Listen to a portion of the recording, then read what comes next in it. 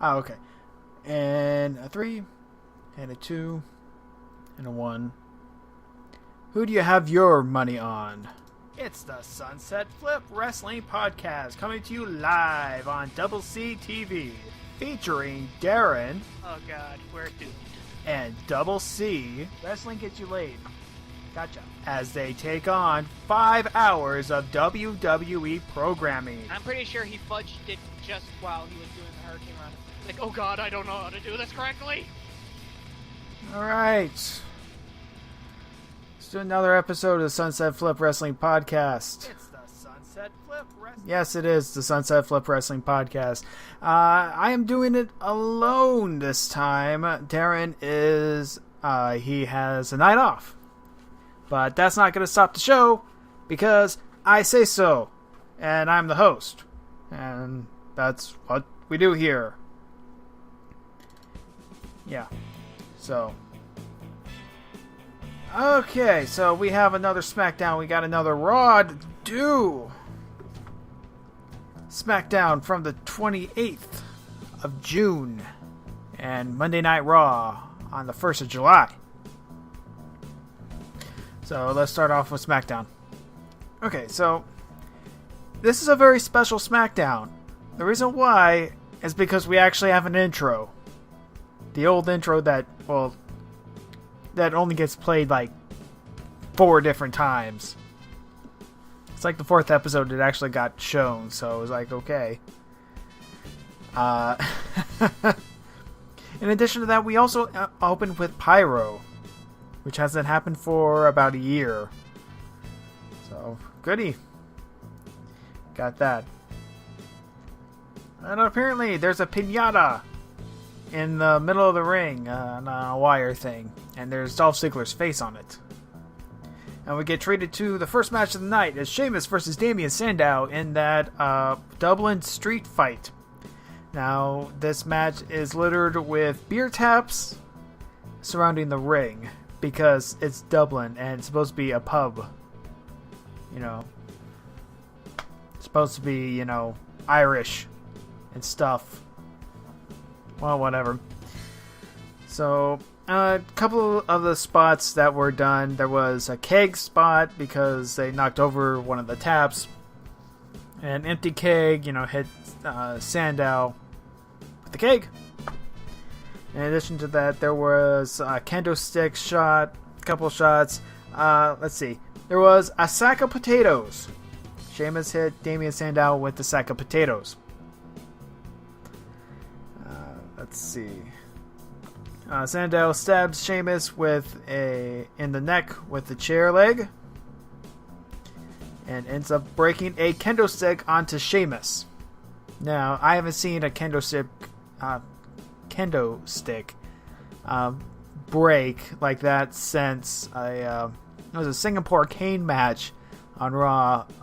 Let's see, around 2004. I don't know, with Tommy Dreamer. It was pretty brutal. It was pretty good stuff. But of course, this is a Sheamus match, so Sheamus wins with a bro kick. So whatever. After that, we go backstage. And Daniel Bryan brags about his match over Randy Orton to Kane, and Kane's all pissed off because he's being a douche. But it's okay, because Kane's going to have a match against Randy Orton too.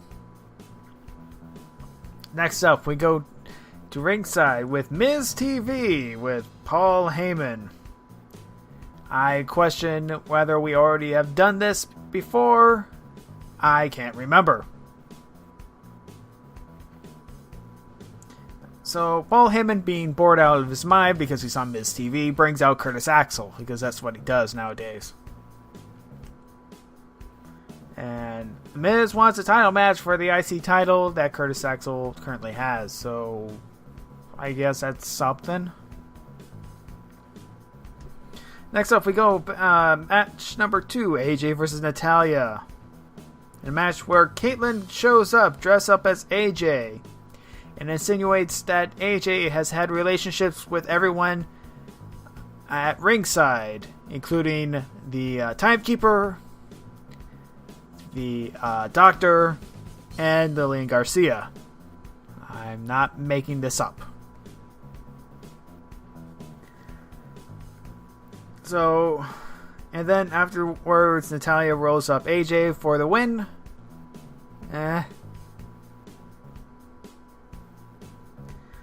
Now we have the big SmackDown Money in the Bank reveal. Now on Raw, they had an all-star cast of major main eventers. Teddy Long says, "Hold on there, player. I'm going to do something different. I'm going to do mid-carders." Okay. That's perfectly fine. So, here we go. We have Wade Barrett. We have Jack Swagger, Antonio Cesaro, Cody Rhodes, Dean Ambrose, Damian Sandow, and Fandango. With the only world champion in this bunch is Jack Swagger. Nobody else has had the world title or WWE title. Pretty much, this is this is the roundup where Money in the Bank is supposed to be about. It's supposed to be about upcoming stars and bringing them up to the main event. I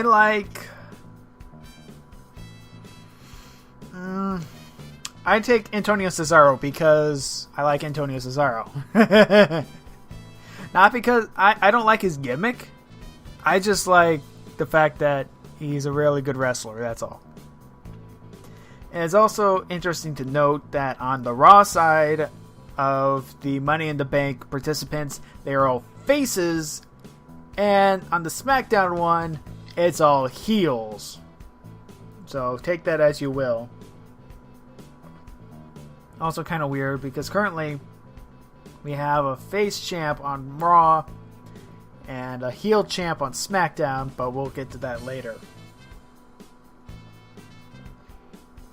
Excuse me. Match number 3. This is Randy Orton versus Kane. With Daniel Bryan on commentary. This is important. Why? Because Daniel Bryan pretty much tries to cheer Kane on, and Kane was staggered on the outside at like a 5 count out of 10. Daniel Bryan pushes Kane into the ring. RKO. Orton wins. Kane is pissed off because he didn't need help. And Daniel's like, "Oh, haha, you lost. But I'm trying to help you." Sort of thing. Fourth match of the night, we have Justin Gabriel versus the Ryback. Gabriel puts up a good fight, except he gets squashed anyways. Gabriel attacked the leg and the knee of Ryback. Apparently he's giving him some trouble. Totally a work. Totally, this is his gimmick right now. Ryback is complaining about how he's injured, even though it only looked like he got hit a couple times in the leg. Chris Jericho comes out to taunt, and he calls him the Cryback. The crowd sort of chants that. And then we go to main event time. We have The Shield versus Christian and the Usos. In a match where everyone flies around everywhere. And through all the confusion, Christian spears Ambrose for the win, making the Shield lose twice now. And the other members of the Shield, not Ambrose, Seth Rollins and Roman Reigns, they're all, it's like, come on, man, what's the deal here, you know? And that's what they say. But I don't think there's any infighting in the Shield yet. I expect it to happen eventually. But it might happen when someone loses a title. Or gets a Money in the Bank briefcase. Next up, we have the Fiesta del Rio segment. Now, I don't know why they decided to push this back 2 weeks. Because it seems like, okay, you've had the title for a couple weeks. Why are you celebrating now? I don't know. So, Del Rio pretty much goes, this is going to be my way, not your way. I'm going to do it for me. You know, standard heel stuff. And then proceeds to cut an entire promo in Spanish, which I love. Because the crowd doesn't know what they're talking, what he's saying. And he's just going on and on and on. And, oh, what a heel. Okay, so, and then afterwards he calls out Dolph Ziggler. Which Dolph Ziggler comes out. Later on Raw they say that, oh, Dolph Ziggler, he interrupted the fiesta. It's like, no, he didn't. He was called out. If you were actually watching SmackDown, you would know. But hey, it's commentators. What are you supposed to do? Oh. So, Ziggler attacks. Throws Ricardo into a table. Salsa is spilt everywhere. That too. There's a guitar shot on Ricardo. Ricardo is now quote-unquote injured. And balloons fall, closing out the show. Now, I don't know about the rest of it, but it was okay for a SmackDown, which is still pretty bad. But, it's SmackDown. I do not have a indie spot for you guys this week because the Portland Wrestling Uncut showed another repeat, the second ever show, because we touched base on this last week. Their ring broke, and they do multiple tapings a day. So it's going to be a while before a new episode shows up. Now, on to Raw. Now, Vicky Guerrero, she announces that there's going to be a champion versus champion match. And we get the Raw intro. Wow, that's 2 shows in a row that we actually get intros. And Daniel Bryan comes out. He's got a brand new t-shirt. This is going to be a theme. He touts his victory over Randy Orton again. Says he's going to win Money in the Bank. Sheamus interrupts. He says the same thing. Daniel Bryan says, well, why don't you just go bro kick yourself? Which I think was kind of clever. And for the rest of the segment, the people who interrupt do not get music. Which is weird, like, it doesn't work anymore. Orton, he interrupts. He says, I'm going to cash in at the first chance I get. Yeah. Kane's pyro goes off. And he says that he's the most ruthless in the match. Christian says that he is the best at the ladder match. He's the best. And he wants that one more match for a title he never competed for. But that's beside the point.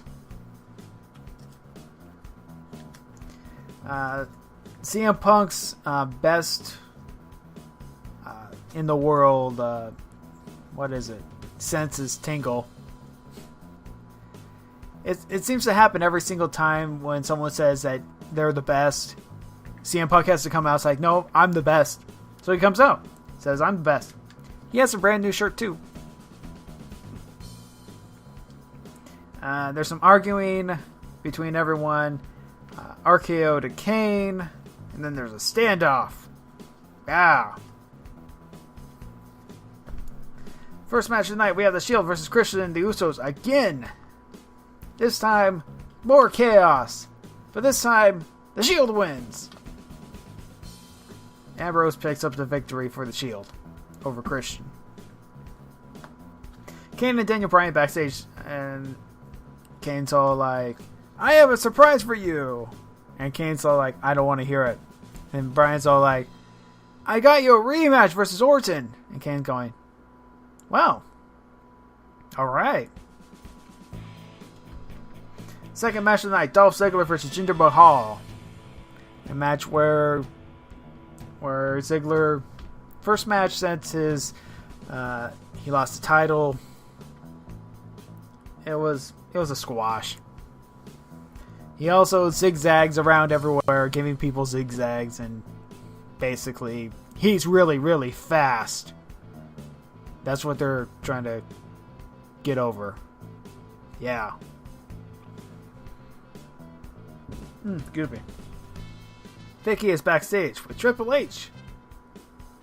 Triple H goes, you know what, Vicky? You should just ignore the others and just listen to me. Basically. Next up, we have a Mark Henry career retrospective, which was okay. It could have been better, I think. More footage from the earlier days would have been great. I don't know. It just seemed kind of rushed.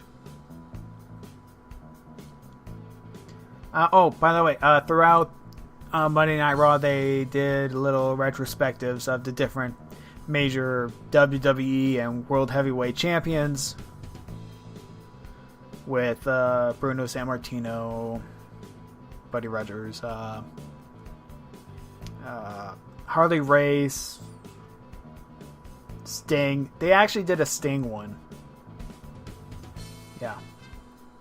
That was the closest thing you're going to get to Sting on WWE TV.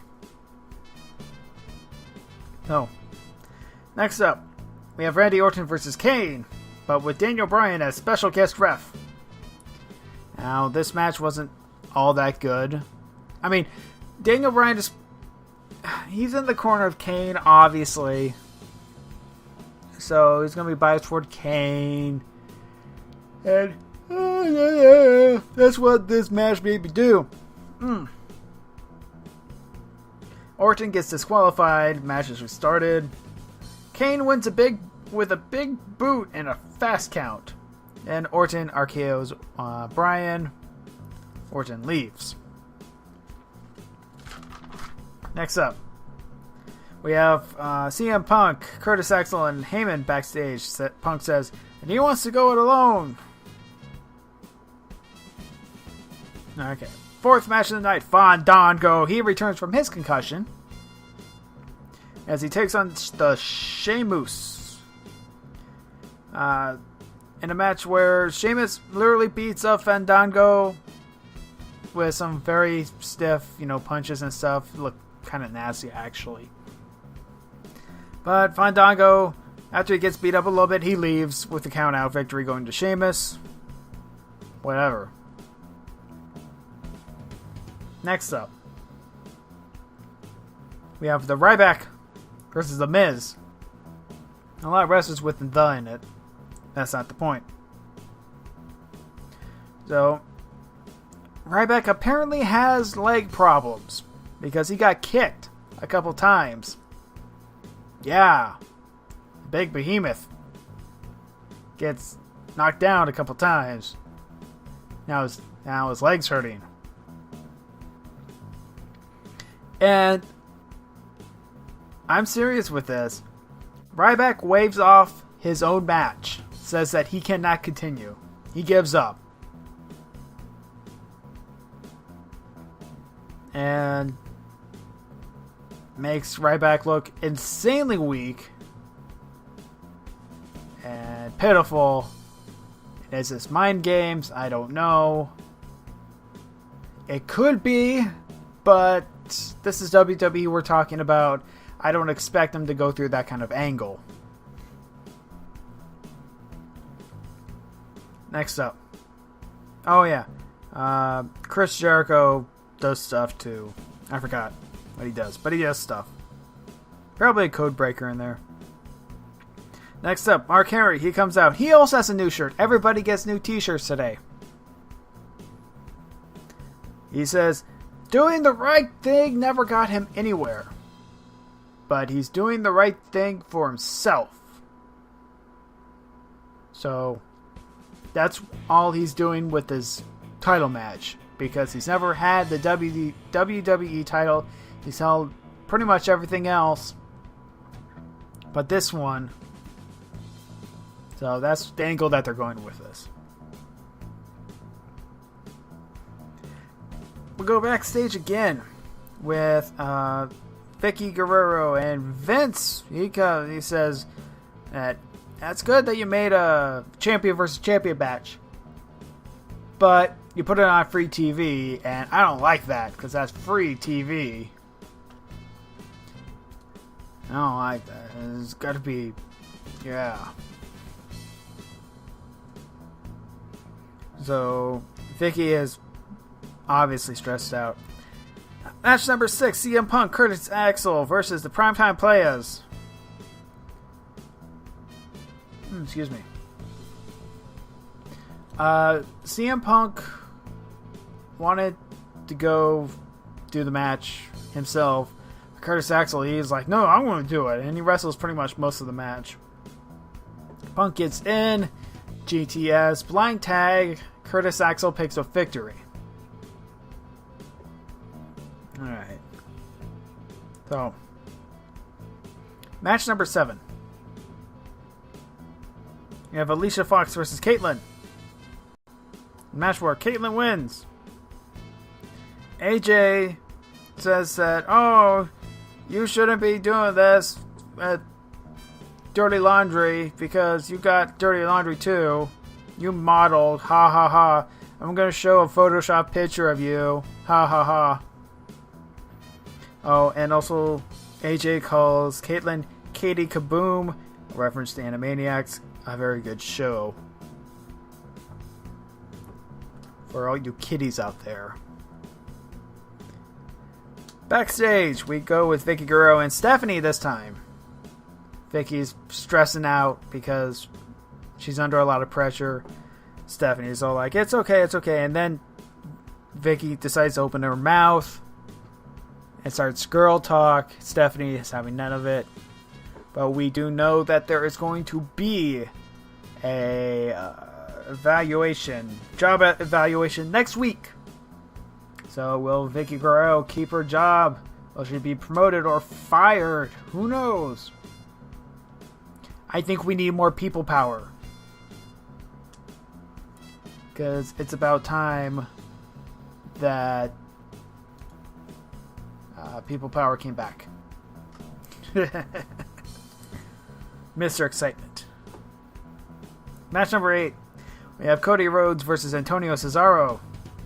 Swagger is back. Oh, just in time for Money in the Bank. Because he was already announced.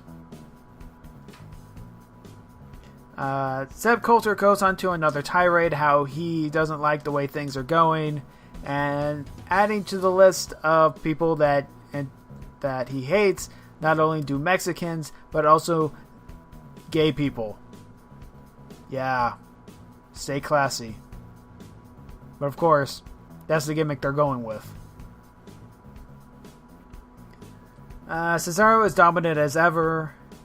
Beats Cody Rhodes. Sandow just looks at him and is like, what? What happened? I didn't see that happen because Cesaro pretty much rolled into an equalizer and did something awesome. Next up, we go backstage with the Bellas. Nobody cares. It's a diva promo for their stupid Divas reality show, which is basically what the Divas division is all about. It's basically a reality show, and they're just making it official at this point. You know, and it's just... And two divas that nobody knows is there too. One has dyed red hair, and the other one's really curly hair, and so, like, okay...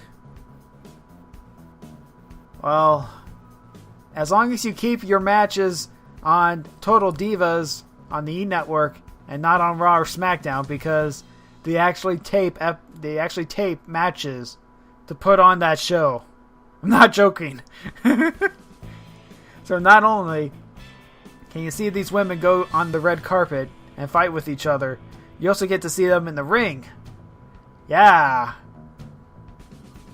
This is like NXT Season 3 all over again. Not looking forward.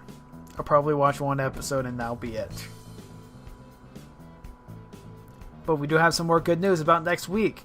We got the Wyatt family finally coming in. So they'll debut. They're coming.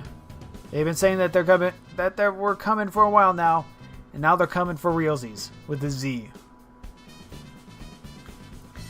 Main event time. This is a champion versus champion match. Alberto Del Rio versus John Cena. In a match where I really don't care all that much.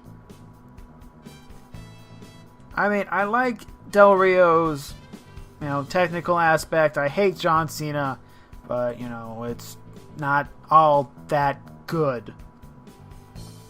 In this match, Mark Henry walks down to the ring and does nothing.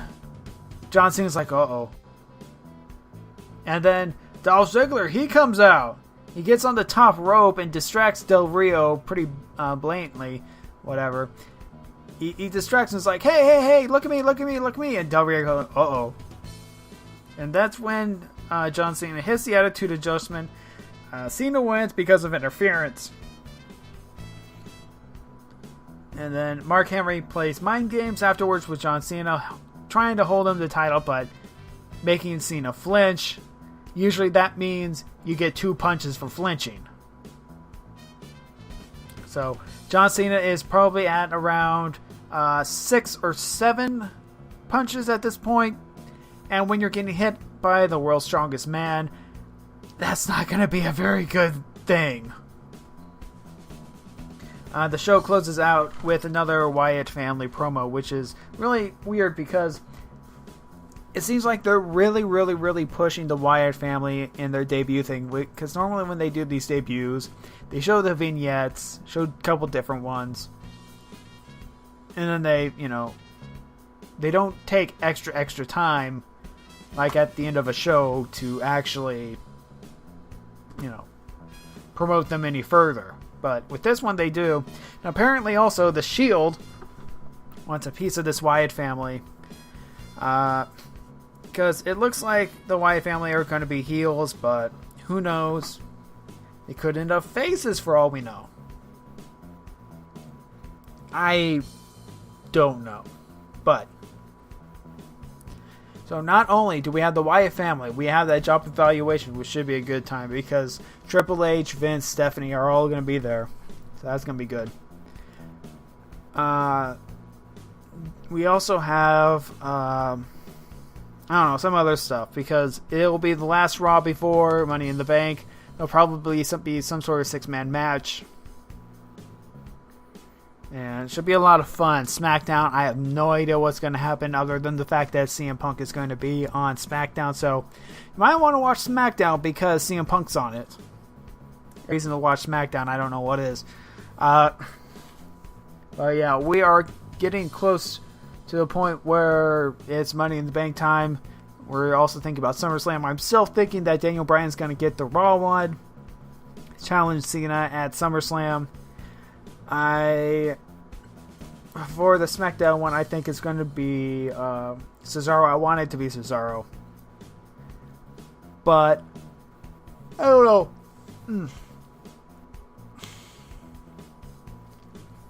But yeah.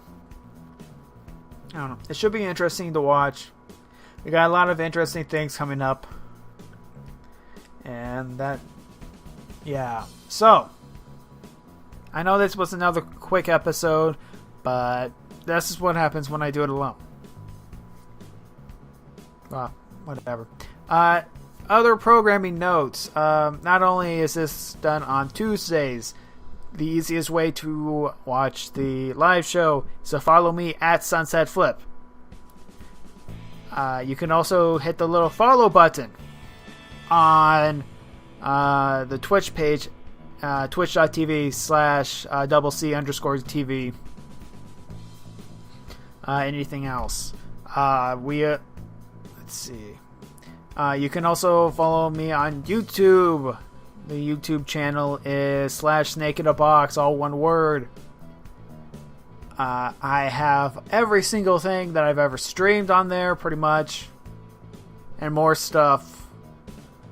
There's tabletop stuff, past shows, old Dropkick episodes, where I stood in front of a camera. Let's see what else. Okay, other shows on the stream. Of course, we also have periodically live at the Tales of the Tabletop. We also have a Pathfinder game with DM Vaughn. That's pretty good. I'm not personally in it, but I'm just a producer. Sometimes I stick my head in it, you know. Sometimes it's good stuff. It's good stuff. A lot of craziness happens. Upcoming, there's also other projects that are upcoming. Gaming at Drink O'Clock, I'm going to do another one of those in the next couple weeks. Let's see what else. I have other things going on. Oh, in 3 weeks, less than 3 weeks, I'm thinking about doing a birthday stream because on the 22nd, that's a Monday, it will be my birthday. I'll probably go on stream, probably drink a lot of alcohol and play games. I don't know. Maybe Unreal Tournament. I could probably try to do an MMO, which I hate, but I'll do it anyway if it gets me views. Ha! But anyways, there's a Dungeons and Dragons 4E game that's being worked on right now. Can't tell you all the details, but stay tuned. In the meantime, I'm DoubleC and you're not. But that's not the point. What the point is that I'll see you next time on the Sunset Flip Radio. It's a Sunset Flip wrestling podcast, not radio podcast. I wish it was a radio podcast. Sometimes it feels like radio. So, anyways, I'll see you next time next week. Da da da da da da.